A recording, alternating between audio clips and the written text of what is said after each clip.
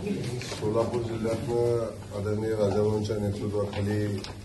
द्राक्ष बागायतदारांचं शिष्टमंडळ माननीय मुख्यमंत्री महोदयांना भेटलं आणि मुख्यमंत्री महोदयांच्याकडं ज्या मागण्या द्राक्ष उत्पादक शेतकऱ्यांच्या आहेत त्या संदर्भातलं निवेदनही आम्ही सगळ्यांनी मिळून दिलं. त्यामध्ये माननीय मुख्यमंत्री महोदयांनी याच्यावर सगळ्याच गोष्टीवर पॉझिटिव्ह विचार करण्यासंदर्भातली भूमिका सांगितलेली आहे. आम्ही सगळे मिळून ज्या ज्या अडचणी द्राक्ष बागायतदारांच्या आहेत त्या संदर्भात शासन स्तरावर ज्या गोष्टी होण्यासारख्या आहेत, अगदी हमी भावाच्या विषयासंदर्भातला विषय त्यांनी मांडला असला तरी त्याच्याही पुढे जाऊन जीएसटीचा विषय आहे, 12 महिन्याच्या विम्याची तरतुदीचा विषय आहे,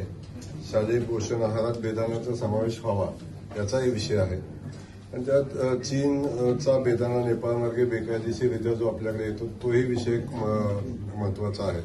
या सगळ्या विषयासंदर्भात शासन स्तरावरनं जी कारवाई करणं अपेक्षित आहे ती कारवाई करण्याचा मुख्यमंत्री महोदयांनी आश्वासन दिलेलं आहे आणि त्या संदर्भात आम्ही सगळे मिळून बेदाणे व्यापाऱ्यांना न्याय कसा मिळेल अशा पद्धतीचा आणि खास करून शेतकरी बांधवांना, व्यापाऱ्यांच्यापेक्षा शेतकरी आणि व्यापारी या दोघांनी न्याय कसा मिळेल अशा पद्धतीची भूमिका या निमित्तानं शासनाकडे आम्ही मांडलेली आहे. शासनाला त्या संदर्भात पॉझिटिव्ह विचार करण्याच्या संदर्भात आम्ही सगळे मिळून